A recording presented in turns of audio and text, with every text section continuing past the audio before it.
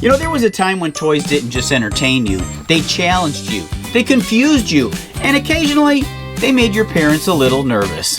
Now, this was the golden age of over-engineered toys, when a board game had more moving parts than your car, when Mousetrap required physics, timing, and a little bit of faith, when chemistry sets actually had real chemicals. Now, these weren't just toys, they were mini engineering degrees in a box. And today we're going back to that time when toys didn't just beep at you, they didn't guide you, they didn't hold your hand.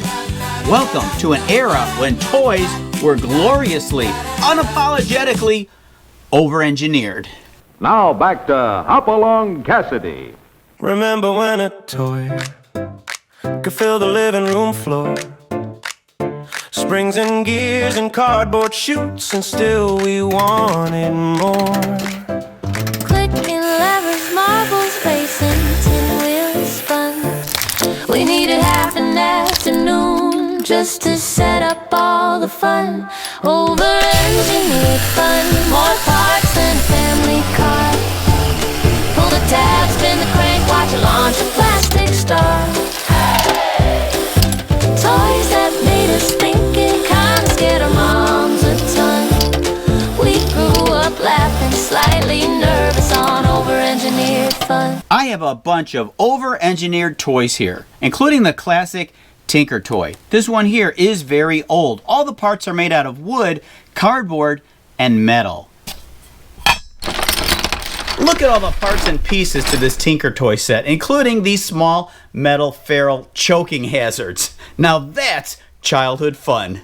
Sure, you can buy this today on Amazon, but the parts are lightweight, cheap, and plastic. How are you supposed to hurt yourself with plastic that has rounded edges? Mousetrap is one of my all-time favorite toys. It came out in the early 1960s. A lesser-known toy, and perhaps a more over-engineered toy than Mousetrap, was the Crazy Clock game. It's played in combination with these cards, which instructs you to build a crazy contraption that Rube Goldberg would be proud of.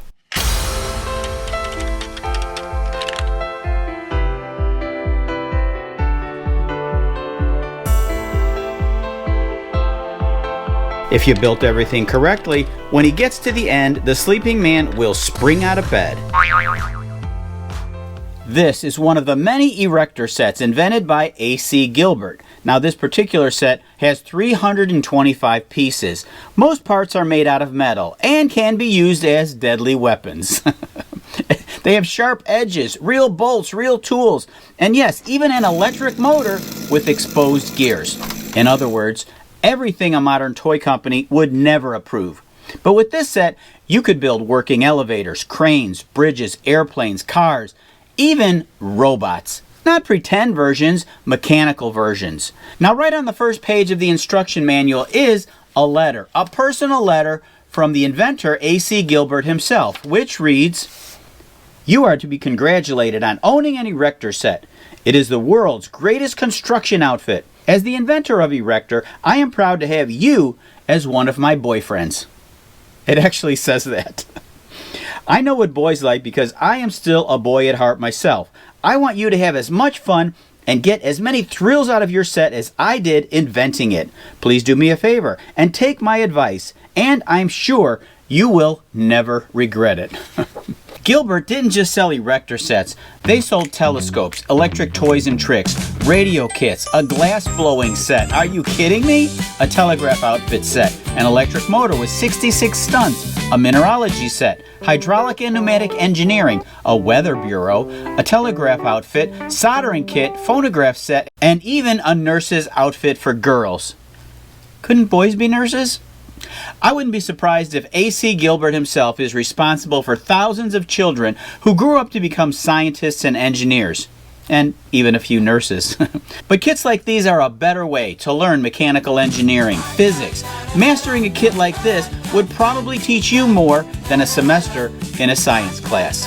Unfortunately, kits like these will never be produced again. And speaking of never being produced again, this is the AC Gilbert Caster Kit, where you can melt down lead and cast your own toys. You heard me correctly. Meltdown lead, very hot and dangerous, and gives off fumes, and you can make your own toys. Now, many of these products by Gilbert were sold in the mid-20th century, long before there were modern consumer protection and liability laws, which is why, believe it or not, there are no actual recorded lawsuits directly tied to children injuring themselves playing with Gilbert toys. This is probably the craziest, most over-engineered of them all. It's a 1967 RadioShack Science Fair kit. In fact, it still has the price tag on the side. It says Allied, $17.95.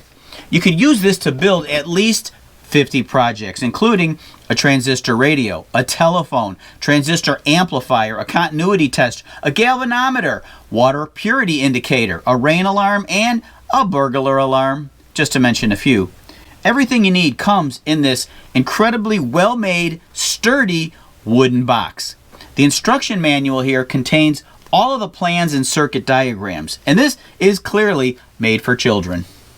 The kit also still has the original RadioShack C batteries, 1.5 volt. It actually says 15 cents stamped right on it. I measured these batteries, and it still has 1.4 volts out of 1.5. Not bad for being 60 years old. The batteries, not me.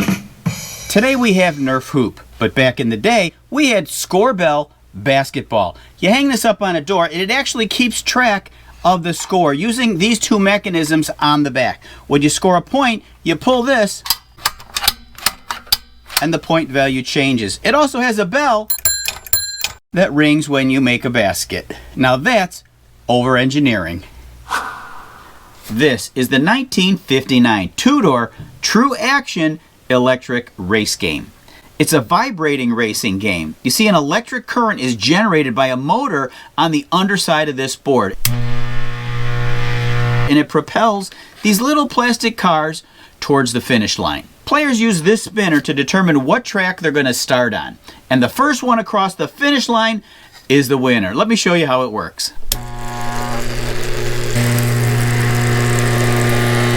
The game features this vacuum-formed plastic course decorated with country roads, sharp curves, twisting paths, cows, gas stations.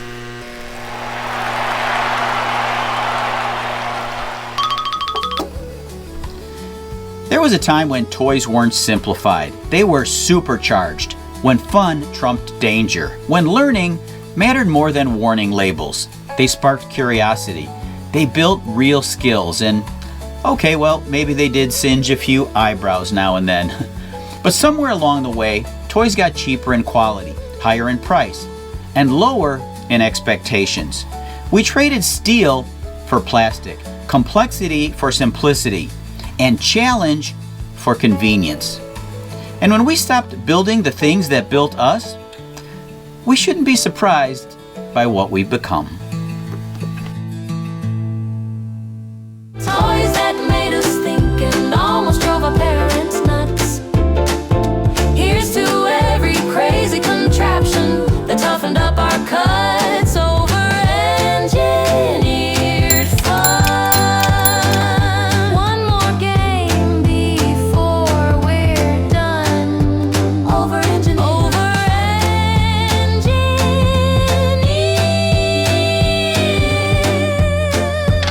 Over-engineered fun.